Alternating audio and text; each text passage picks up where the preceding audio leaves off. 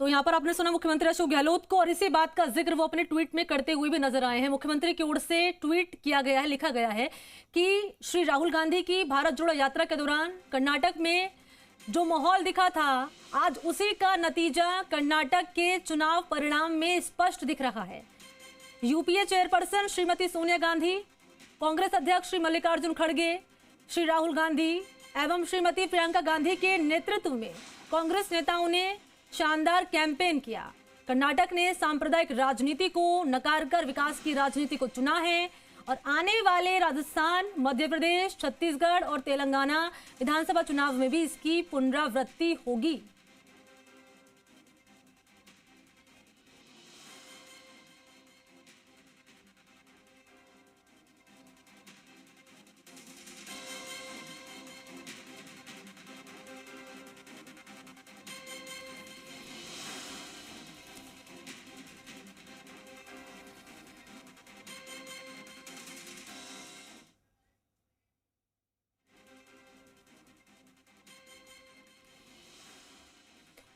और आइए आपको सीधे लिए चलते हैं इस वक्त राजधानी दिल्ली, जहां पर मौजूद है मेरे सहयोगी ब्रह्मप्रकाश दुबे। ब्रह्मप्रकाश का हम रुख करेंगे और ब्रह्मप्रकाश से जानेंगे। ब्रह्मप्रकाश, 133 सीटों पर कांग्रेस पार्टी आगे चल रही है, वहीं बीजेपी 65 पर सिमटती हुई नजर आ रही है। क्योंकि आप दिल्ली में मौजूद हैं, वहां पर अभी क्या हलचल नजर आ रही है? बिल्कुल, देखिए बीजेपी उम्मीद ये लगाए बैठी थी कि लगभग 100 के आसपास उसका आंकड़ा रहेगा, लेकिन ऐसा लगता है कि बीजेपी के नेताओं का जो कैलकुलेशन था वो कहीं ना कहीं गड़बड़ा गया है, और ये बात बीजेपी के नेता खुद स्वीकार कर रहे हैं।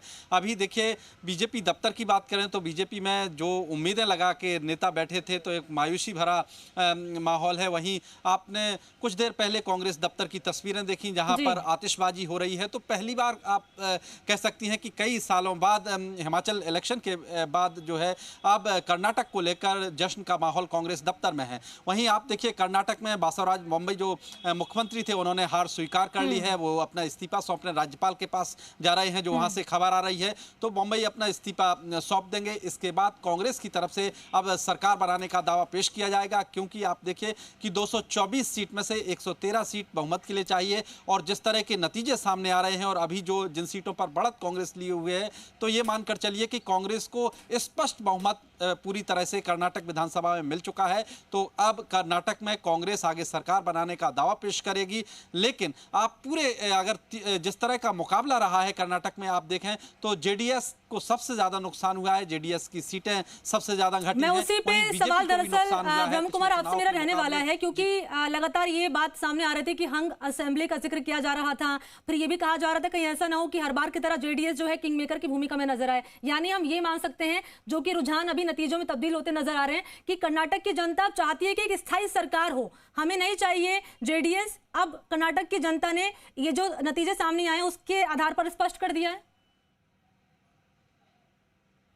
बिल्कुल बिल्कुल, देखिए जिस तरह का मैंडेट आ रहा है, जिस तरह के परिणाम आ रहे हैं, उससे तो एक बात साफ है कि जनता ने एक स्पष्ट बहुमत दिया है कांग्रेस को सरकार बनाने का। क्योंकि देखिए जेडीएस को लेकर पिछले बार जिस तरह की परिस्थिति बनी थी तो लोगों को डाउट था, खासतौर से एक जो कहा जा रहा है कि जो मुस्लिम वोटर था वो जेडीएस को लेकर संशय में था, क्योंकि जेडीएस को लेकर उनको भरोसा नहीं था कि कभी वो कांग्रेस की तरफ जाते हैं, कभी बीजेपी की तरफ से। तो उनकी स्थिति को लेकर कहीं ना कहीं जो मुस्लिम वोटर है उसमें एक डाउट रहा। यही वजह है कि वो कहा जा रहा है कि क्लियर कट कांग्रेस की तरफ शिफ्ट हुआ और सीधे सीधे वो सारा वोट है जो कांग्रेस को पड़ा है। यही वजह है कि जेडीएस को सबसे ज्यादा नुकसान कर्नाटक में हो रहा है। उसके बाद बीजेपी की भी देखिए सीटें घट रही हैं, नुकसान बीजेपी को भी हो रहा है। लेकिन बीजेपी ये अंदाजा लगाए बैठे थी कि लगभग 100 के आसपास उसका आंकड़ा रहेगा और जेडीएस के पास भी अच्छा खासा आंकड़ा रहेगा। लिहाजा त्रिशंकु विधानसभा की स्थिति में कहीं ना कहीं उसके लिए चांसेस रहेंगे। लेकिन जनता ने जिस तरह से वोट किया है, जिस तरह के परिणाम सामने आ रहे हैं, उससे स्पष्ट है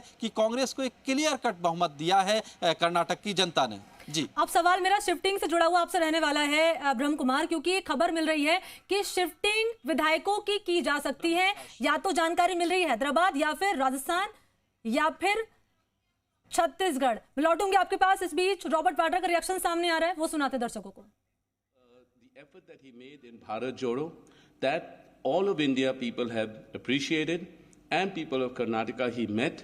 I know that he was there. He met a number of people, and People wanted a change. They see the effort they made, and also the wrong that was done with Rahul to be removed from Parliament is so incorrect. And they don't want a government that is going to do this with the members of Parliament who raise the voices that the BJP tries. और यहाँ आपने सुना Robert Vadra को। एक बार फिर से रुको कर लेते हैं सहयोगी ब्रह्म कुमार दुबे का, जो कि इस वक्त ग्राउंड जीरो पर मौजूद है। ब्रह्म कुमार, आपसे मेरा सवाल दरअसल ये है, क्योंकि शिफ्टिंग की खबर सामने आ रही है कि जो विधायक हैं कांग्रेस पार्टी के वो शिफ्ट किए जा सकते हैं। हैदराबाद, राजस्थान और छत्तीसगढ़ का नाम सामने आ रहा है, इसको लेकर क्या जानकारी है? देखिए, अभी जो जानकारी मिली है कांग्रेस पार्टी की तरफ से, जो भी विधायक कांग्रेस पार्टी के जीत के आ रहे हैं उनको कहा गया है बेंगलुरु पहुंचने के लिए। इसके बाद कांग्रेस पार्टी तय करेगी कि उनको कहां ले जाया जाना है। लेकिन अभी जो सभी विधायकों को कहा गया है कि जिनको जीत के सर्टिफिकेट मिलते जाते हैं वो बेंगलुरु पहुंचे और उसके बाद पार्टी उनको आगे बताएगी। लेकिन आपको एक बात और मैं बता दूं कि जिस तरह से clear cut mandate Congress party को मिल रहा है, इससे लगता नहीं है कि बेंगलुरु के अलावा कहीं बाहर कांग्रेस पार्टी विधायकों को ले जाएगी, क्योंकि अब वो इस तरह की परिस्थिति नहीं है कि कोई दूसरी पॉलिटिकल पार्टी विधायकों को तोड़ लेगी। क्योंकि जब 5 या 7 का अंतर होता है या 10-15 का अंतर होता है, तब आपकी पार्टी के विधायकों की टूटने की स्थिति रहती है। लेकिन जिस तरह से कांग्रेस और बीजेपी में एक बड़ा अंतर इस रिजल्ट में दिख रहा है, उससे लगता नहीं है कि राजस्थान या फिर छत्तीसगढ़ या किसी दूसरे राज्य में इन विधायकों को ले जाया जाएगा। अभी जो पार्टी की तरफ से जानकारी मिल रही है कि जो भी कैंडिडेट जीत रहे हैं उनको कहा गया है कि अपने सर्टिफिकेट लेके, जीत का सर्टिफिकेट लेके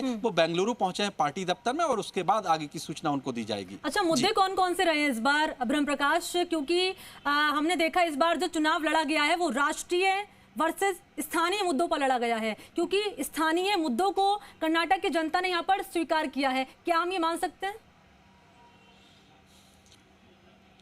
बिल्कुल, देखिए, इस बार कर्नाटक के चुनाव में कांग्रेस का बड़ा मुद्दा रहा है कि 40% कट का, यानी 40% करप्शन का जो मुद्दा कर्नाटक विधानसभा में उठाया था, वो कहीं ना कहीं लोगों को सीधे हिट किया है। क्योंकि आप देखिए, 5 साल से बीजेपी की सरकार थी वहाँ पर, और जिस तरह से वहाँ पर कांग्रेस ने एक करप्शन का मुद्दा उठाया कि हर काम में 40% करप्शन होता है और 40% घूस देनी पड़ती है, ये बड़ा मुद्दा काम किया। वहीं कांग्रेस पार्टी का कहना है कि राहुल गांधी की जो भारत जोड़ो यात्रा थी, जिन जिन सीटों से निकली है, अभी कुछ देर पहले मैं कांग्रेस पार्टी के एक नेता का ट्वीट देख रहा था कि जिस सीट से राहुल गांधी की यात्रा निकली है, वो सारी विधानसभा की सीटें कांग्रेस पार्टी जीतने में कामयाब रही है। जबकि पिछले बार 2018 में उनमें से 12 सीटें बीजेपी के पास थीं, जो अब कांग्रेस के पास आ गई हैं। तो कांग्रेस का कहना है कि राहुल गांधी की यात्रा ने असर किया है। लेकिन जो मुद्दों की बात करें तो कांग्रेस ने एक बड़ा मुद्दा उठाया था। लेकिन देखिए, चुनाव के अंत में जो बीजेपी ने मुद्दा उठाया था कि कांग्रेस ने बजरंगबली का अपमान किया है, बजरंग दल को बैन को लेकर जो बात कही थी, बजरंग दल पर पाबंदी लगाने को लेकर जो अपने घोषणा पत्र में कांग्रेस ने बात कही थी, तो वो मुद्दा कहीं ऐसा लगता है कि कहीं ना कहीं जनता में असर नहीं कर पाया है। जो बीजेपी ने भी उठाया था, प्रधानमंत्री नरेंद्र मोदी ने अपनी कई रैलियों में इसका जिक्र भी किया था। हाँ, एक बात आप ये जरूर मान सकती हैं कि जहां जहां प्रधानमंत्री ने रैली की, रोड शो किए, कहीं ना कहीं उसके चलते 20 से 25 सीटें आप कह सकती हैं कि प्रधानमंत्री ने जो पूरी ताकत लगाई लास्ट के कुछ दिनों में, उसके चलते बीजेपी अपनी जो सीटें हैं वो ज़्यादा बढ़ाने में कामयाब रही। लेकिन जो लोकल लीडरशिप पर दारोमदार था, जो मुख्यमंत्री थे बीजेपी के वहाँ पर, कर्नाटक के मुख्यमंत्री थे, उनका कहीं ना कहीं कोई कार्ड नहीं चला है। और इसके अलावा BS येदियुरप्पा जो सीनियर पार्टी के लीडर थे, तो उनके जो कार्ड है वो नहीं चले हैं। एक और नुकसान बीजेपी को उठाना पड़ा है। जो बीजेपी के सीनियर नेता थे जिन्होंने लास्ट मोमेंट में पार्टी छोड़ी, कांग्रेस का दामन थामा, तो कहीं ना कहीं इससे भी बीजेपी को नुकसान हुआ है। जिसमें जगदीश शेट्टार थे जो पूर्व मुख्यमंत्री रहे हैं, जिन्होंने लास्ट मोमेंट में कांग्रेस का दामन थामा।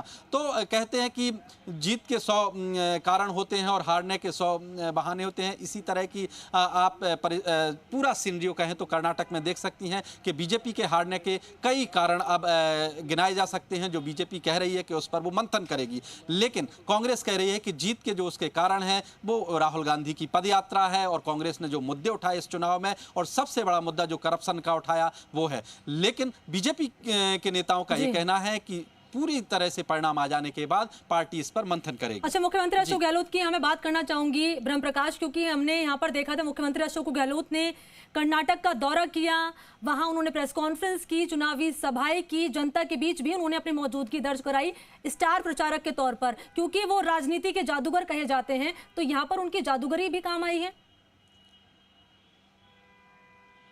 बिल्कुल, देखिए कांग्रेस के तमाम एक लंबी लिस्ट रही है जिन सीनियर लीडर्स को वहां पर लगाया गया था।